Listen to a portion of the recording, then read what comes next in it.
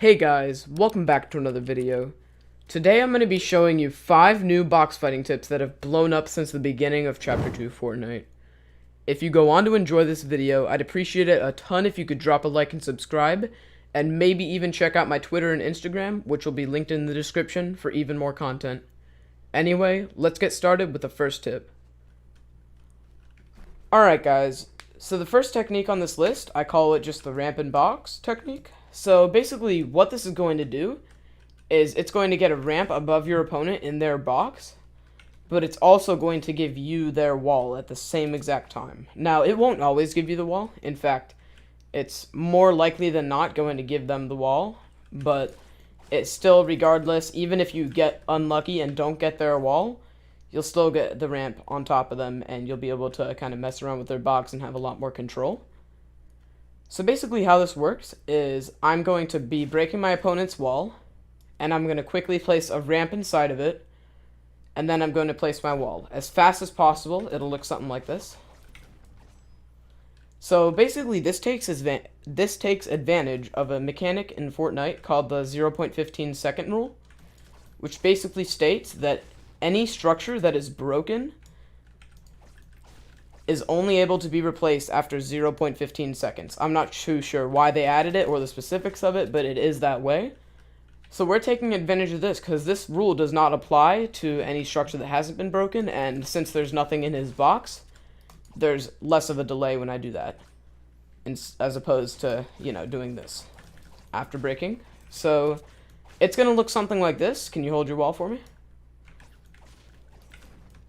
So as you can see right there, I got the ramp, but I didn't get the wall. There's about a 10% chance from what I've seen of actually getting the wall.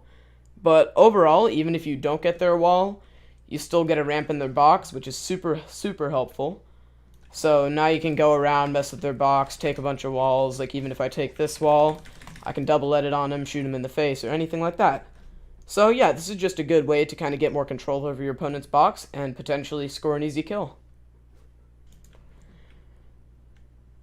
Alright guys, so the second technique on our list is less of an actual technique, like related to building and editing, and more of just a general tip for when you're pushing a box.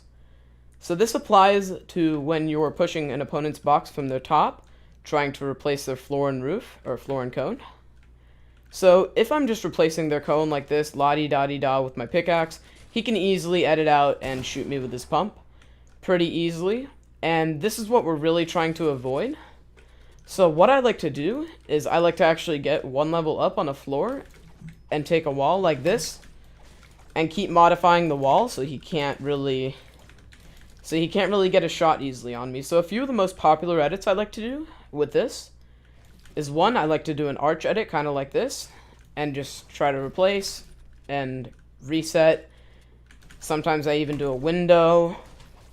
Obviously you have to reset pretty quickly. If the cone's up like this, you can even do triangle edits or an edit like that. Well, that's specifically when you're taking the cone, actually. But yeah, it's really versatile, and it's a good way to protect yourself from your opponent below, so they can't get a free shot on you. Alright guys, so the third technique on our list is actually a pretty situational one, specifically in the situation where your opponent is in a tunnel or a box or anything like that, without a cone above it, so you do not want them to have a cone above it. This takes advantage of a feature in the game where if your structure is unable to be placed, so like right here, for example, or no, not right here, actually like on top of a box, for example, it won't place. Because this is above ground level and on another structure, it doesn't have enough to balance it. But instead, it'll actually place on the next place in this direction that it allows itself to. So it basically goes straight through your opponent's floor. So basically the way you do this technique is you get off to the side or something and you just take an edit like this. I'm pretty sure it works with the Dorito edit too. Okay, no it does not. Never mind, I was wrong.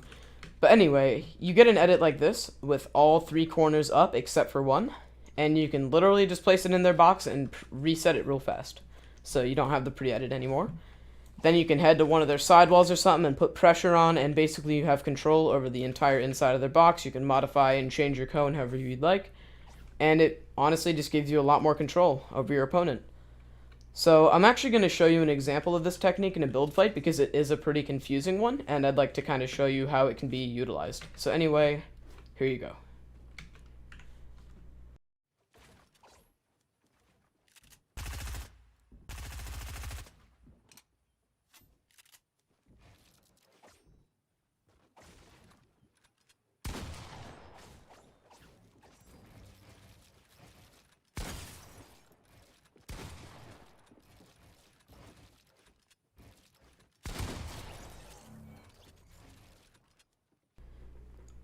Alright guys, so the fourth tip on our list is actually a few different techniques, and it's basically all of the best right hand peeks that you can do. So let's say I have control over my opponent's wall and I'm trying to get a good peek on them.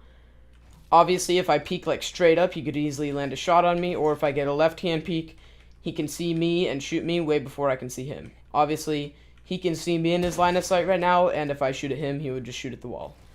So the ideal way to peek is to use a right-hand peek, which basically makes it so they can't see you, really, or very, very little, to the point where they'd hit like a 20 damage shot if they actually got lucky.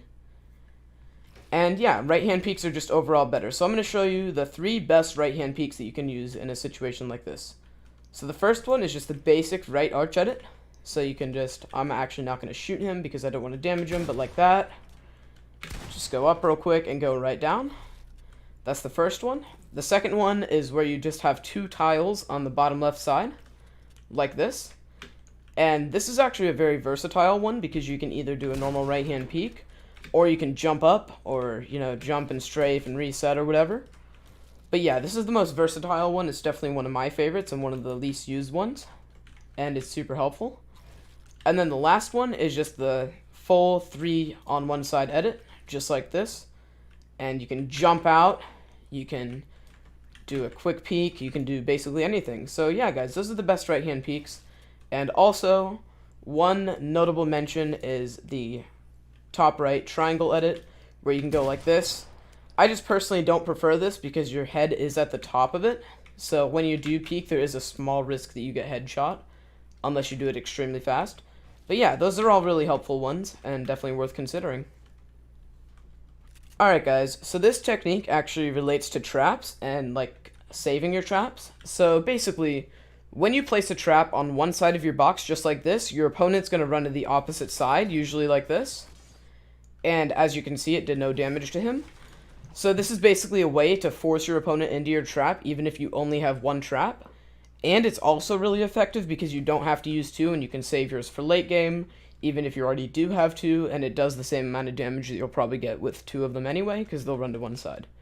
So anyway, the way this is done is you're going to place a trap on one side, and then you're going to edit your ramp onto that side, basically forcing your opponent under. So there's only one or two ways that your opponent can actually get out of your box if you do this, which is by editing out, which most likely won't happen won't happen at all if you're in control of the box. Or by breaking out, which if you just hold your walls won't be an issue. So it'll look something like this when you do it. So it's a good motion to practice over and over again. I'd say you can use a dummy, just like this one I have over here on my island. I actually use this to practice some of my techniques. So I'll just show you real quick how you can do it. This one actually does do a lot of damage because I haven't adjusted it yet. But I'll just set this whole box to mine, and I'll go inside of it, just like that. You do this over and over again and practice it, and you'll definitely get really good at it soon. I'm just going to leave this guy to infinitely die over here. But anyway, guys, yeah, that's all 5 techniques. Thank you guys for watching this video. I really appreciate it. If you enjoyed these tips and want to see more content like this, be sure to click that subscribe button below, and maybe consider using code Teckoh in the item shop if you'd like to support me even further. I appreciate all of your support in the recent weeks. Expect a lot more content coming soon. I hope you all have a great day. Peace.